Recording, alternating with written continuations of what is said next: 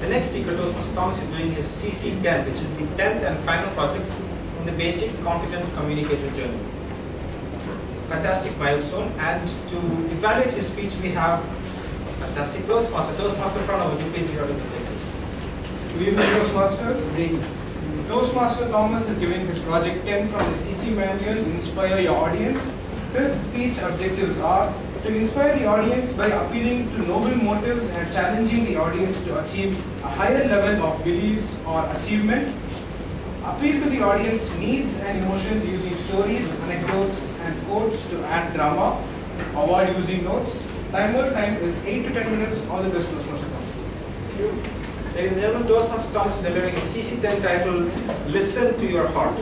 Toastmaster Thomas is a communications professional, always in search of new and different ways to innovate and to do things, especially not just in his field but in everything.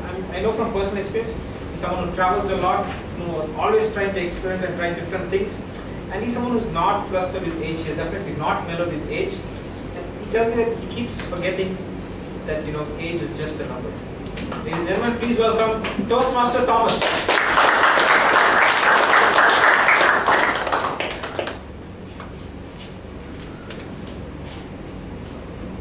In the last 10 years, in the last 1 year, some of us in this room must have thought of quitting the jobs. Yes or no? Lots of jobs. Reasons can be many. You can add to it. Fed up with the work, fed up with the boss, the team, blatant partiality, pressure on principles, fed up with the stunted growth, becoming a stranger at home. Reasons can be any of these. Yet, with all that, we somehow hang on, waiting for the miracle of the Achete. Question, should we do that? Should we let circumstances and others dictate and hold hostage our lives? Good afternoon, dear Modi, dear Toastmasters and guests. Long time back, I had a European boss. He thought he knew English. Trouble was, he was born on the wrong side of the English channel. He would merrily correct my test. He started teaching me English. I had to reciprocate. One day he called me, sat me across his large desk, and with his chauffeur's pen spewing out red ink like blood all over my personal draft, he said, "We don't pay you to correct your English." I was taken aback. Too taken aback to say, correction. We don't pay you to have your English corrected, or we don't pay you to have to correct your English. Instead I said, buddy, this is it. Look for another job. I said that myself, of course. I did that, hunted, found another job, another city. Those days, 30 years back, it wasn't easy. Shifting was a terror. My bandwagon had my elderly parents, my working wife, my 2 school-going children. In 1990s, shifting a place was more like a spy starting a new life under a new identity. Start with a new Russian card, new telephone number, new gas connection, new schools, new house convenient to everybody, where there is water in the tap and not Chennai's air. As an employee, you would wonder whether you are jumping from the frying pan to fire. You feel guilty, taking people out of their comfort zone. At the end of it all, if things go wrong, there is only one audience to hear it all. Who do you think you are? Some kind of a Nawabi guy, as if others don't have self-respect? Luckily for me, I didn't have to hear all that because things worked out for me. My sons did well. And so as for myself, whereas my old company, no one in the head of the department of communications went past the manager role, in my new company, thanks to economic liberalization, it grew, diversified, forayed into foreign JVs, and in the process, I got exposure, both international and multi-sectoral. And with that came job entry and naturally rewards. All because I said, enough is enough. Another time, much later, I once had to turn down, only on principle, an assignment worth over $100,000. because I knew if I took on that, I would have had to work against my conscience, against that company's interest. So I left behind a one-page note with my contrarian thought and went on a long break. Had a great time traveling. After 1 year, I get a phone call. Hey, the bosses like your idea. They want you to take up the project and not do it all over the group companies. Wow. I couldn't blame them for selecting the guy who walked away from the job and for the sake of the brand, to take care of the brand. I did that and had great fun doing job I loved. I also walked away with the package in excess of what I forfeited. What these two life experiences taught me in sum is simply this. Don't be afraid to walk away if conscience or self-respect so commands. Because there is nothing more precious to the self than these two. Now, from my mellowed years that mellowed me, from my mellowed vision, let me share 4 thoughts for your survival kit in case careers hit choppy waters. 4 thoughts. 1, it's difficult, but try and be objective. It helps to confide in the family and especially in one buddy on the job.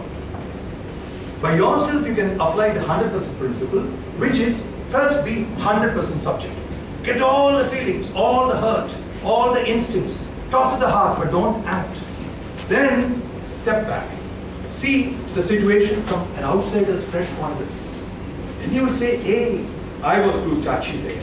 Hey, my boss touched a wrong nerve, therefore I was too emotional. Then talk to your heart, who would have already conferred with your head to arrive at a more balanced conclusion. Second, use the decision-making tree. 2 scenarios.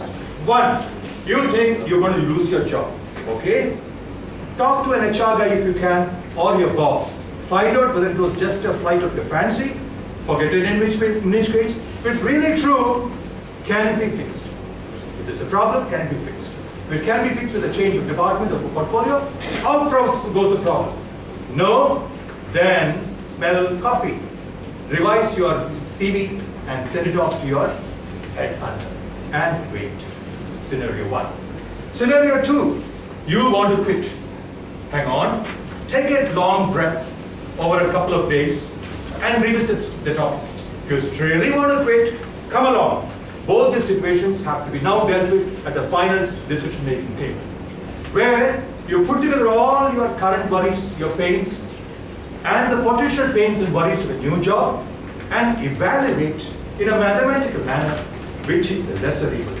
Mind you, as far as I'm concerned, there are some principles that are beyond mathematics, which are not negotiable, which will override all these mathematical principles. But for that, look for the lesser evil. If required, wait for the lesser evil to come from your headhunter. He's working.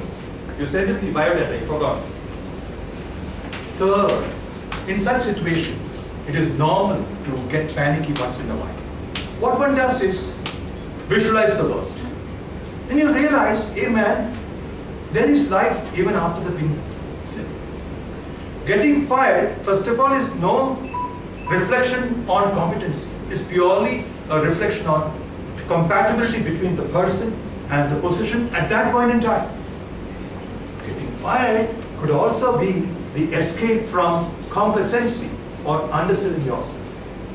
Getting fired, friends, was the rocket that launched many unbelievable, incredible, successful careers for, join me in the chorus, Oprah Winfrey, Walt Disney, Robert Redford, Miracle Man, Lee Iacocca, and Steve Jobs himself.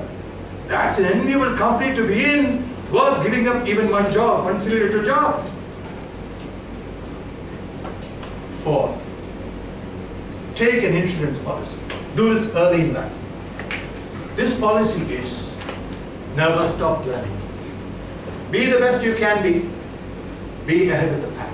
Friends, we know cases where in conflict situations, organizations have let go of the bosses and retained high-performing subordinates.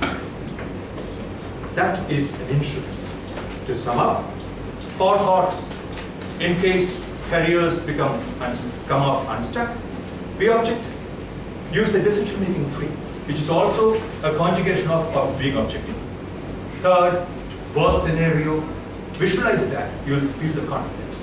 And fourth, take this little insurance I talked to you about, which is a prescription for the life itself, not just for the career.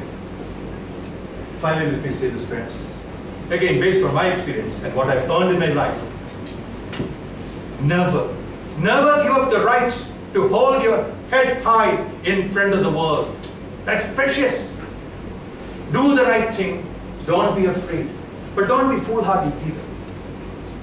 Friends, the best, believe me, is yet to come. Friends, listen to your best friend who knows you the best. Who is that? You. Who knows you the best? Your heart. Thank you very much, dear.